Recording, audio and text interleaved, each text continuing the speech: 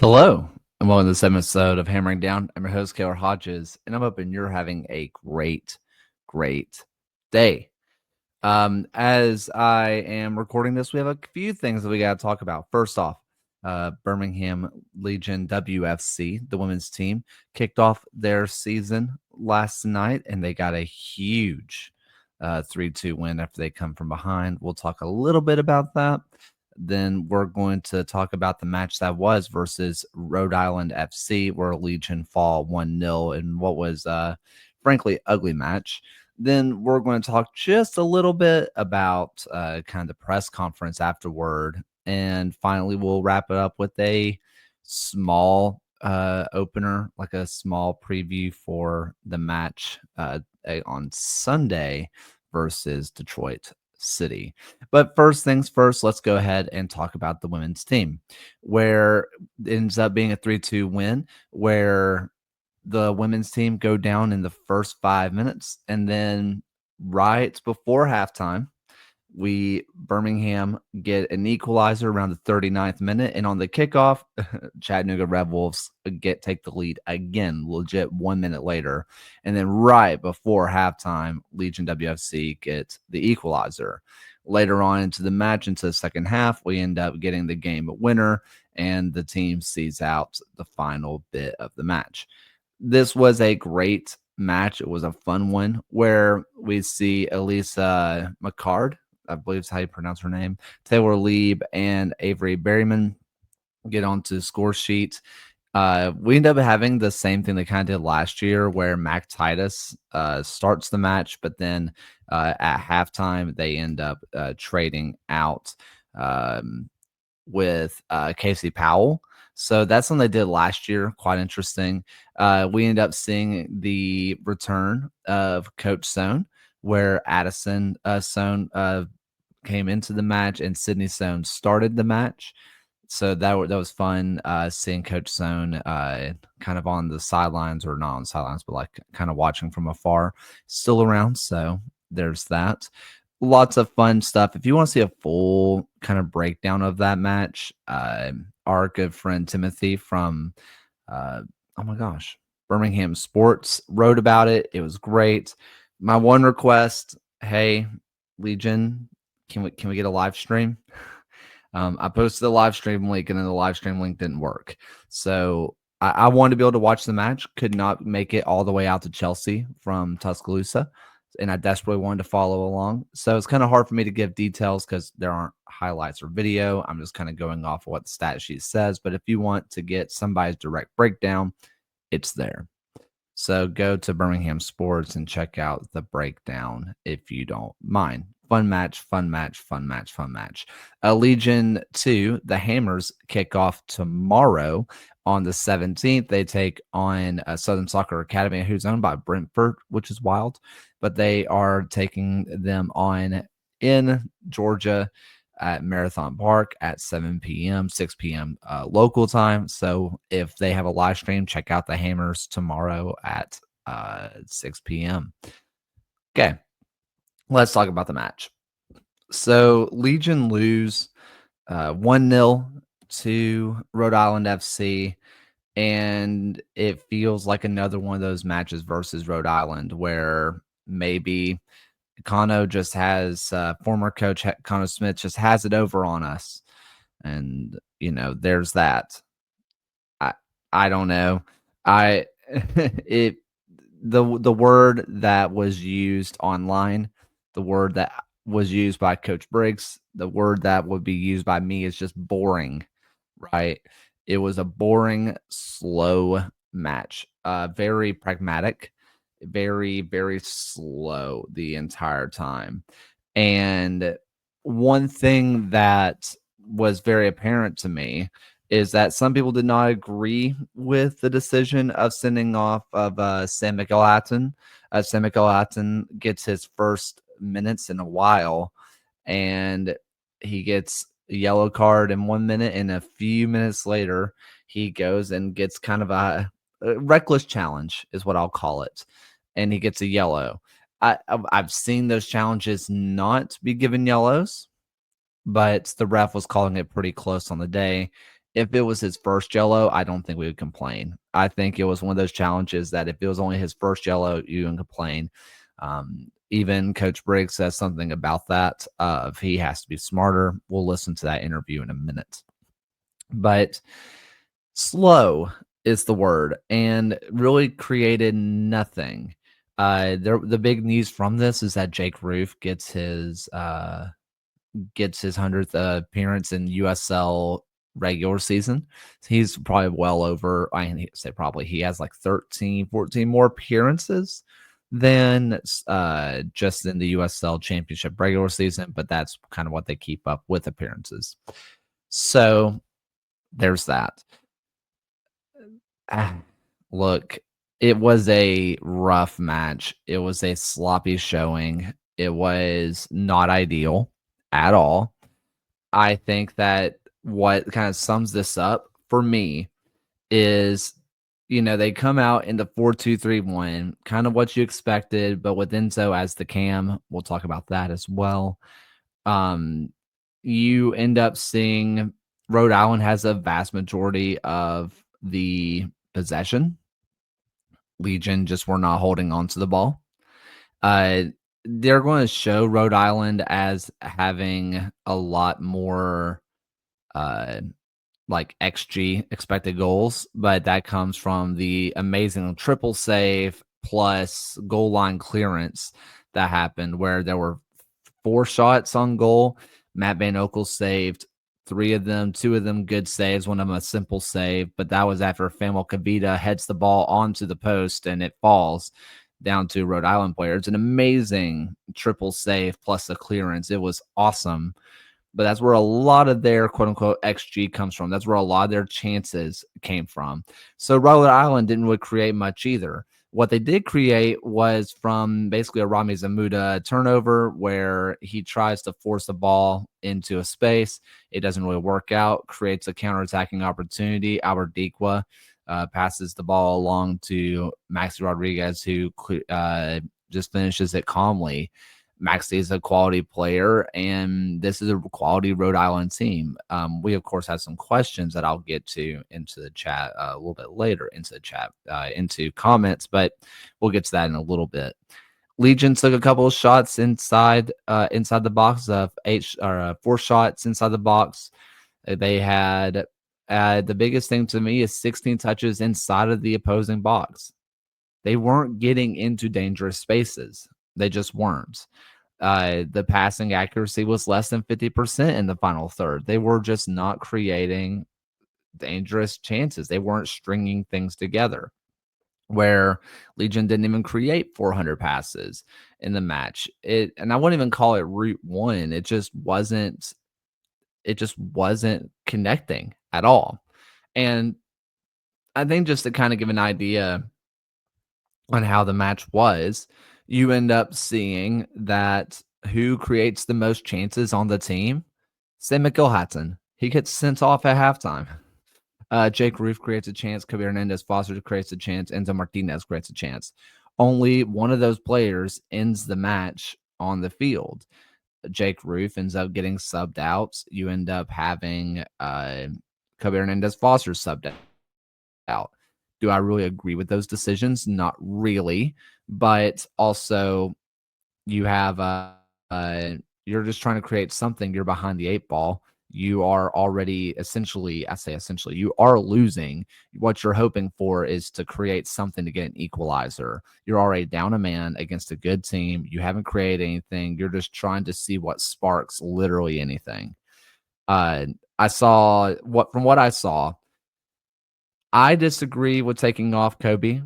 Disagree with taking off Roof. I think that Roof had played a great match. I think Kobe Hernandez Foster is arguably the best finisher of the ball on the team. Obviously, Ronaldo Damas is extremely dangerous, but Kobe has just that way about him that it felt like the wrong decision unless we were, of course, deciding, hey, this game's done. It's a lost cause. We're moving on to Detroit City. That's possible, but I don't love that either. You end up seeing Roman Torres, who has, kid has fire. He is a fiery player. He came on and he was a breath of fresh air, but even so, wasn't quite enough. Would you have rather seen Torres come on for Enzo? Maybe. But there was conversation of, is Enzo too slow? Because the word that kept being used in the press conference was slow, slow, slow, slow. Enzo doesn't have the pace that he used to. And excuse me. One thing I would have loved to ask, obviously, I wasn't at this match in person, but I was able to watch it. The one thing I wish I could have asked Coach Briggs as a follow up is what was slow? Was it literal pace? Was it the willingness to drive at somebody? Was it the pace of passes? Was it reading the field? What specifically was slow? Because if it was, hey, purely for pace, we are just not running, we are slow, that's a conversation. That's an interesting conversation, but that's a conversation we could have about maybe taking Enzo off.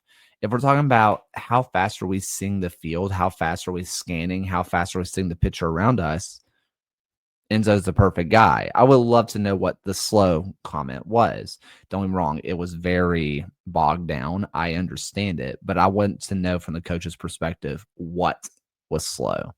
Um, I think that there is a conversation about Enzo, and I'm not sure what the answer is. I do think though that and we'll get into this. I might as well just get into the or the press conference because I think that's where a lot of the good stuff is. All right, let's get into the press conference. Might as well just jump into it. Let's just hear what Coach Briggs has to say. You can't hear the questions, but we'll just kind of go off the responses. Yeah, I thought the way we started the game was basically the whole game. We never got going. Very slow at the gates, looked nervous, looked anxious. And I think you saw that in the first half performance. I thought it was there's a lot of work to do. Yeah, so I mean, slow, anxious, nervous. Those are the kind of the words that he was using. He didn't mention, oh, tactically we made a wrong decision. It wasn't good enough. It was anxious, it was slow, it was just not reading things. And I think that's what a lot of people saw. I think a lot of people saw not bad tactics, but just underperforming. I completely agree. We already talked on that, so let's keep going.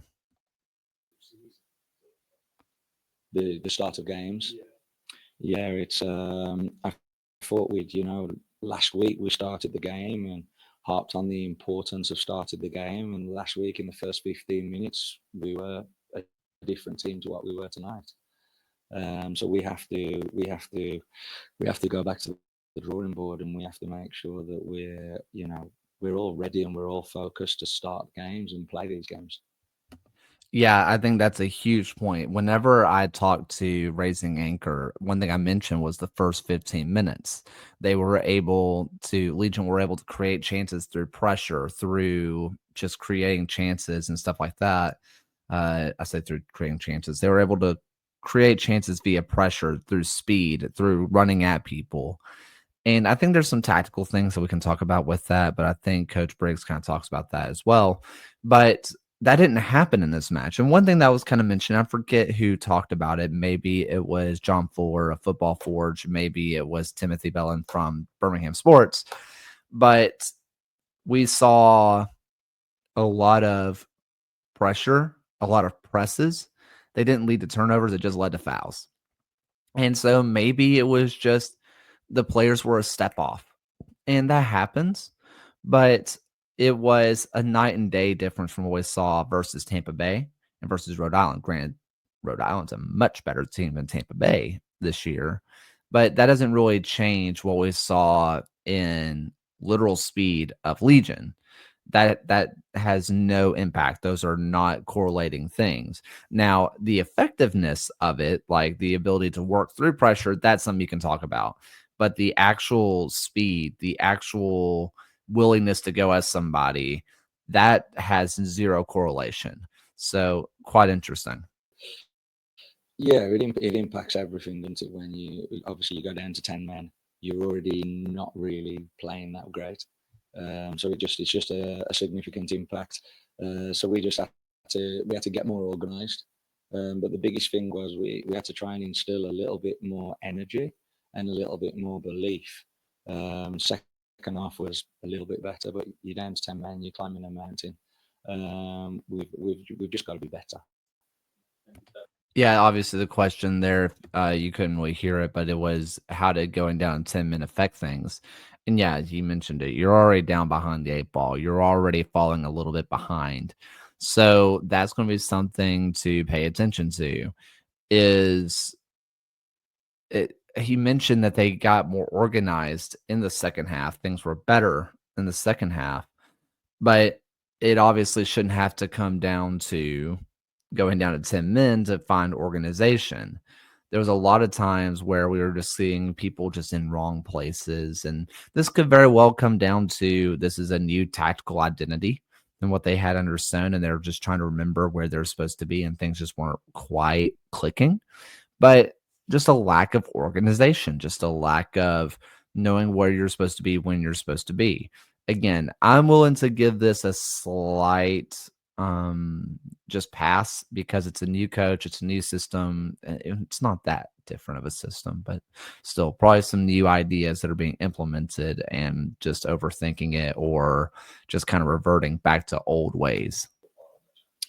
Look, Sam had got a yellow card. I think he took a bad first touch and it bounced up. And he's gone in, and the refs deemed it to be about a bad tackle or whatever. I haven't looked back at it other than what I saw on the screen outside in the stadium. So I can't comment too much, but I think the referee could have been a little bit okay. He's had a yellow card, but if it was a bad tackle, then you gotta take it on the chin and move on. I think for Sam as well, like he's got to understand he's on a yellow card, and you don't go in for those tackles. I think for me, that's the big deal. Whether you do think it's a yellow or not, I think that in the end, you are seeing Sam shouldn't just go in, right? It was a bad tackle. I think it's a bad tackle. I understand why it was given personally. I just believe that we should see. I just you don't do it when you're on a yellow. I'm with Coach here fully. For sure, it's a completely different halftime talk. Then you're trying to adjust. You're trying to figure out how you can be best connected to go out and impact the performance in the second half. So yeah, it does. It completely changes, but that's the life of the coach, right? It can change. It can change in a second. It can change in a minute. So you've got to be able to handle those moments and move past them. Yeah, basically, did the sending off affect what he was going to do? And the answer is obviously, right? Clearly, it was going to affect things. But, I do think that the adjustments they made in the second half were class. I think it was great decisions. Just like you mentioned earlier, you're already behind the eight ball. You're already down to 10 men. Not a lot you can do. Look, I think I've got to learn more about the guys. I've got to learn more about their individual tendencies, their collective tendencies. But I think for me, the first half performance, it's forget tactics, forget the quality. If you don't run and you don't compete, you don't win games. And for me, in the first half, there was a lack of effort, not from everyone, but there's a lack of effort as a collective, and you can't play in this league without effort, with any league, without running, without giving everything. And I think that's first and foremost the biggest problems, from what I'll take from, and what needs to change. Yeah, I listen. I This is where I think a lot of people are going to see a difference in public accountability. For a long time, Legion did not do press conferences, so Coach Stone didn't have a chance to air grievances, I suppose. Um, And so for a lot of fans, they did not see this as a way of players being held accountable, and a lot of what's the word? Just lack of care almost. Briggs is calling him out. Like there was a lack of effort. It wasn't they haven't figured out my tactical identity. It wasn't they were a little slow today. He called out effort immediately. And I'm not he didn't well, we're going to get to there in a minute, but it's not like he's sitting there and I'm just going to throw an example of Matt Van Okel. You put in no effort. Obviously, Matt put in a lot of effort. He had a great game. But it's not like he sat there and said, Matt Van Okel shows zero effort. He doesn't belong in this football club and whatever. He just said, in general, there was no effort. I can't bring anything away tactically because you did not put in efforts. That is a public statement. And that's just as much for fans as it is for players. Because I can tell you that Coach Stone behind closed doors is going after the players and being like, you're not showing any freaking effort. What's wrong with you? But this is just as much for fans. For fans to hear that wasn't good enough. And it wasn't, oh, my system says that we need to back off and bring on pressure so we could go over top and beat them and all that kind of stuff. He was like, no, that just wasn't good. That's just as much fan speak as it is coach speak. And when I say fan speak, I mean that's the stuff he really feels about the match, but it's letting fans know that it wasn't good enough. Yeah, I think Tyler. Once I got into Tyler, we saw a different Tyler. But for the first 20 minutes, that Tyler wasn't here. But when he was here, he's a difference maker, and you could see that, in the game. We've got to make sure that whether the quality's there or not, you've got to put teams under pressure. You've got to be physical. You've got to put your foot in when you need to put your foot in, not just dangle your foot. Like you got to go tackle. You got to go for it. You got to run. You got to fight. You got to communicate. And I thought those are the things that we didn't do. Yeah, so I was going to mention a player gets named. It was brought up by Tyler. I believe that was John Fuller who brought up Tyler Pasher.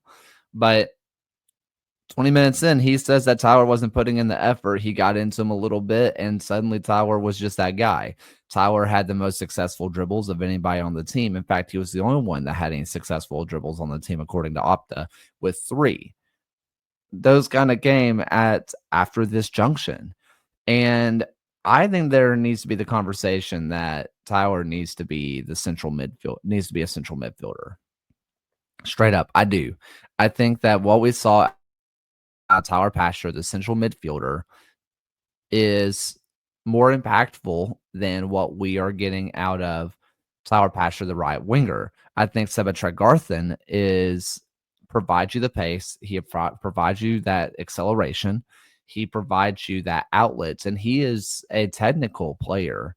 He can break down players one-on-one, but right now we have nobody really in the midfield that can break down somebody. And one thing with Briggs is he does love his inverted wingers that cut inside, and maybe that's what he's thinking out of Tyler Pasher is, hey, he's going to cut inside anyway and be an option to act like a pseudo midfielder. He's going to get into those central spaces and break down teams. But why not just start him out there? I think that you're going to have more success out of him. But if he can turn Tyler Pasher into a pressing monster, then maybe that's the goal. Maybe that's what we can see. I think that the move into putting Tyler in the central midfield may be the answer. And maybe we'll see this next week versus Detroit City. I say next week on Sunday versus Detroit City when Sam McElhatton can't be playing. So maybe you're going to see Pasher being in the midfield, and you're going to have Kobe Hernandez Foster sitting at the base of the midfield like he did versus Tampa Bay. Right now, I think that's the best version of this squad. Yeah. Well, look, they set up to allow Raz to have the ball. allow a 16-year-old to make the game. So from that standpoint, they stood off and allowed him to make decisions. And I think that's where the first goal comes from, trying to force a ball into the pocket. When if we go out and around them, we probably we move their defensive block back and gain some ground higher up the field. But I think even with the ball, we're at like the speed of play. I could have played. You could have played. The speed of play was that slow. Okay, so I could have played, you could have played. The you could have played was speaking to the Football Forge, John Fuller. Woof. um, wow. That is that is a statement, man. Like, that is calling this team out publicly. And I think that's something that fans have been looking for. So that's going to be interesting. But this does bring up a question we got from Cole on Twitter, which was Ramiz has had his up and downs. Lately, he's been more down than up. Opposing teams see him as a weakness and attack his side. Is the stage too big for him at this point? Do you bench him in favor of Kos or when AJ is back, or do you look for a loan option?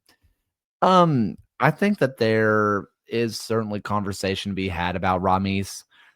He mentioned that teams were playing off, like this Rhode Island team played off of Ramiz and forced him to make decisions. Because physically, Ramiz is just as good as everybody else. The physical side of Ramiz is great. He's 16 years old. He needs to make some different decisions in terms of passing. Maybe it's seeing the game a little bit quicker. He doesn't see the game as quick as someone, say, Fanuel Kavita. Why would he? He's 16. So teams were allowing him to dictate the game. And this is the kind of stuff that Ramiz has to learn if he is going to be an international footballer, if he is going to go to Europe and learn. He has to learn it at some point. He might as well learn it now. I think that if we can stick through this phase of the game and let him learn, it's going to be better for this team going forward, not just on the field, but also with the payday that's coming at the end of Rami Zamuda. I think if you're trying to win now, which this team should be trying to win now, you have a couple of options. I think Jake Roof has been class when he played center back. I think that Jake Roof is certainly an option. That also allows Steven, not Spencer, Steven Turnbull to play right back. We signed him to do that. Granted, he's still apparently working back from a little bit of injury, but that's something I would consider. I think the other option is Thiago Suarez. The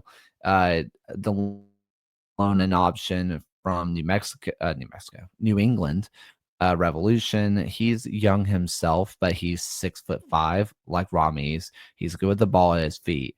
He's a 6'5" right back who's not getting a lot of play.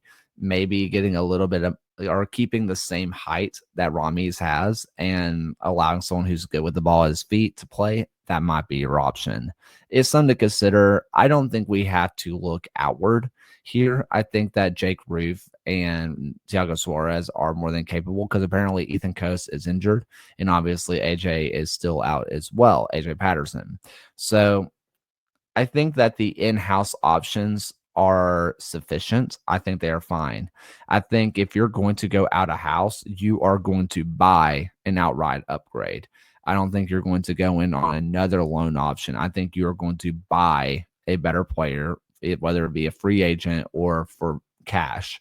You're going to get a player that's a clear upgrade, not marginal upgrades. Because at this point, if you're looking for marginal upgrades, you might as well stick with Ramiz and just let him grow naturally throughout the season. Going. Yeah, I think we've got to pick the guys up. We've got to analyze certain things. Got to have some individual conversations, and we've got to lift the level and we've got to lift the energy. Like when we play at home, we should be excited. I didn't feel that excitement today from the guys. So we've got to get that excitement. We've got to get the fans behind us. We've got to make people on the edge of their seat when they watch us. And you don't do that unless you give maximum effort. Yeah, it's always good when you have a game in a few days because it's a quick turnaround. So you kind of move on to the next game, and you're able to try and put the wrongs of tonight right. So I hope the guys go home tonight. I hope they look in the mirror, and they look in the mirror and they're honest with themselves. And then we come back tomorrow and we're ready to work because we face a very, very good Detroit team on Sunday. Yeah, I really like Briggs. I think that, again, a lot of this is speaking to the media about your team is just as much for the team as it is the fans. Telling them, look in the mirror, figure yourself out, pick yourself up. We have a really good test ahead. I think that's huge. This is a Detroit City team who has a lot of different ideas. They have a lot of different stuff that they do. They are very direct. They are very lethal. They have incredible players on the squad. This is the best version of Detroit City we've seen since them joining the league. We obviously got a 2-2 draw last time we played against them in Highmark. We should, in theory, be a better team at this point, but they are a much better team than they were at that point already. I think that there's a lot to build off of this. I think that you're going to see a lot from this team. The biggest players, Darren Smith is a stud. He's been playing up top for them in their kind of 3-4-3 shape where he has 7 goals. Ben Morris has his 1 goal against us, but he plays more like a cam. He has been playing fantastic. He is a quality player. I think that you're going to look at this Detroit City team and say, what are we looking at? I mean, you have Amumensa, you have Wheat, you have Bryant. They are 3 studs in the back. Villanueva, Williams have been awesome on the wings or like the wing back areas.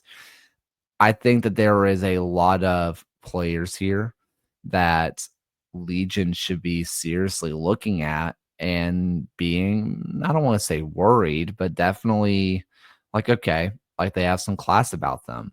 They had Carlos Arrea, they had Carlos Sandanya in goal. It's different than a Steinwasser than we saw in years past. Maury Donner is someone who hasn't gotten, or he's gotten a little bit of playing time. He is a class right back. He's a great option for this team. Devin Almensa, you all know how I feel about him. I think he's awesome.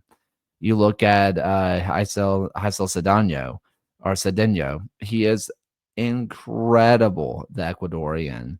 He is their number 10, and he plays a wonderful central attacking midfielder. He offers different options than Ben Morris. And I mentioned it. I mean, Darren Smith is Darren Smith's world, and we're kind of living in it right now. He is wonderful. This team has a lot to figure out by Sunday. And they mentioned effort. And some of that you can say, well, fans need to show up and have energy, and the fans will, and the players will eat off of it. But yes, I do agree with that. But you can't blame fans for showing up as flat as they did. Coach even said it, like, you got to put them on the edge of their seat.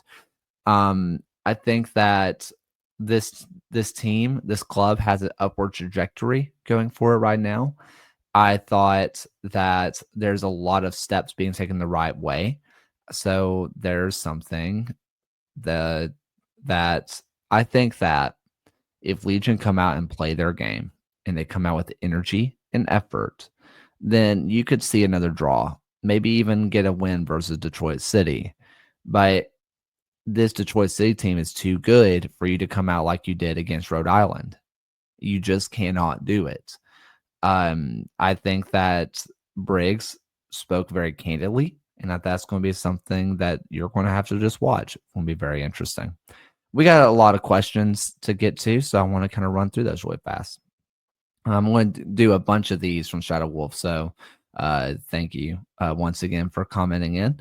So let's do this. What do you think of the repositioning of Pasher as central midfielder, and could it be taken Enzo's spot? Where would Enzo play then? I still believe that Enzo, the deeper line player, being the second part of a double pivot with Kabir and Foster, is a way to go if you're trying to keep Enzo and his fire in the team. But to be that kind of spearhead force of the midfield, I think that should be Pasher.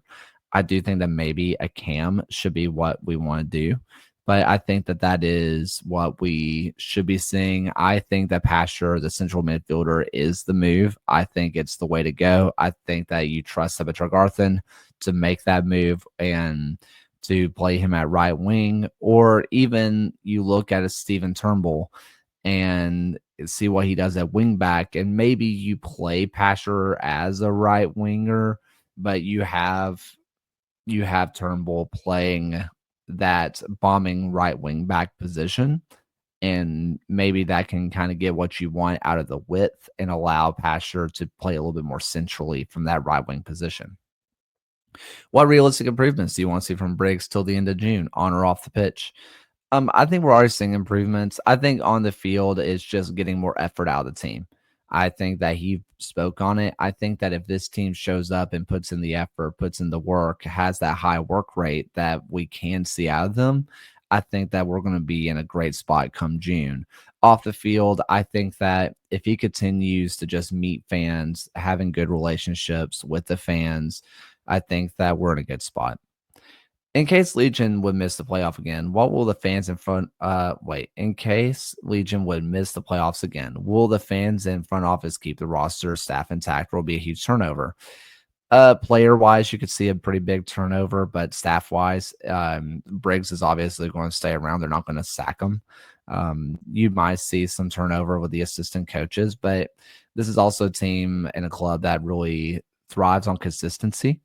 And it's hard for me to see them revert course. You might see fairly big turnover, but some of that is aging players might be retiring, and players who are out of contract, maybe you just don't renew it. But I don't think you're going to see players who have contracts lose them. What is could be the mood? Yeah, just kind of answer that. I think Legion could use a good number 10. Are free agents what are some free agents or realistic signings that Legion can make? I think if you're looking at the number 10 market, it's hard to say. I don't really know what's available. I could definitely do some more research, but I don't know who's available on loan. I think that that's probably what you're looking at. And you already have Roman Torres, who maybe he's your 10 option, but he feels more like a number 8 than a 10, which is kind of is what it is. This team has been looking for a Bruno Lapa replacement since Bruno Lapa, and he hasn't been here for 3-4 years now. I think that if you want to have a true number 8 like Lapa was, he played the 10 at Memphis, but we really looked for that assist to the assist guy. Torres could do that, but it just kind of depends. Know that we're renting Protective Stadium, so don't make choices. But why are fans always so spread apart? Would it be possible to set them into 2-3 blocks on one side instead? I've said this for a long time, but I think everybody should be in the grandstands, get them out from behind goal. I know everybody likes being behind the goal. It's a lot of fun, but I think the atmosphere would be better if everybody sat a little bit closer together in the grandstand, cut it off. Don't let people sit behind the goals. That goes for Puente Doce and for Match Day Brigade as well. Get everybody onto the sides behind the home bench and the away bench. I think it would be better for fan experience. I think people would realize that the atmosphere is pretty solid, because on the field it's fun. It's just how it looks and how it feels to the fans is different than how it looks and feels on the field, because on the field, like, it's lively, it's fun. So there's that. Yeah, let's see. Raising Anchor asks, was this a bad Legion showing or RIFC unlocking the door on the attack? Can't say both. But it is kind of both. What we saw out of Rhode Island, I mentioned this on Raising Anchor, they were really missing a presence in that zone 14, which is that space right above the D, and they got that. I feel like they filled in the spot. They really flowed well and worked well together. I think that was a massive improvement for Rhode Island. I think that they look a little unlucky to not be up 2-0 after obviously they get the first goal with Maxi, and then they have the 4 shots that one of them had to hit the back of the net and it just didn't. So I think that they find themselves a little unlucky on that front, but I thought it was a good performance. But you just heard Briggs say the effort sucked from Legion. So it's hard for me not to say both, but it's kind of both. And Will Parker says, have the front office considered asking Nashville to plan Matthew Corcoran back so he doesn't have to play in Huntsville? Will Legion win 10 games this season? Matthew Corcoran, he would be a welcome sight. I would love to have Matthew back. I do think that if he's going to grow to be the player he is going to be, he has to play at the MLS level. I think Nashville knows that he is an upper echelon USL championship player. He has been playing at that level for a long time. He doesn't need that. The Huntsville stuff feels like more or less just him getting his legs underneath him. It feels like his time's coming in Nashville. I don't think they're going to bring him back. And does this Legion team win? This is also from Will Parker. Will Legion win 10 matches this season?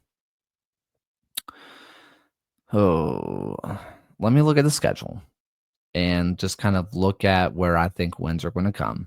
So Legion has 1 win on the season. And we're going to just assume that the Jägermeister does not count as the wins, because I do think there's going to be wins there. You have a match versus Miami. That's going to be a tough match, not an instant win, but a winnable match. If at home versus Indy, that's a game that you can absolutely win. A match at home versus Sacramento Republic, that's a winnable match. A match at home versus Oakland Roots, that's a winnable match. Then you play Charleston, tough. Rhode Island away, tough. North Carolina away, tough. At home versus Colorado Springs, that's a winnable match. Jägermeister, then Phoenix away. It's tough to play Phoenix away, but that is a winnable match right now. At home versus Hartford, yes, we lost to Hartford, but that's definitely a winnable match. Let's see, Pittsburgh, kind of dicey. Orange County, dicey. At home versus Tampa Bay, you got to win that match right now. San Antonio away, that's really tough. Away to Loudoun, really tough. At home to North Carolina, that's tough. At home to Miami, winnable match, but tough. And then away to Charleston. There are definitely 10 wins on the schedule, but they're not easy. Do I think they're going to get to 10 wins if this Legion team can put in the effort that Briggs mentioned several times? Yes, this team can win 10 wins, can get 10 wins. If we see a few more matches like this, it's going to be dicey. This Eastern Conference is a bloodbath. It's gross how good it is. So 10 wins, you may not even have to have 10 wins to get into the playoffs, because I think that everybody's just going to be killing each other the whole season. So that's going to be something to pay attention to. It's going to be hard. It's going to be hard, but this team also has the talent to do it. We know that. You know that. So we'll see. But thank you all so much for listening. I appreciate you all. And until next time, guys, keep hammering on.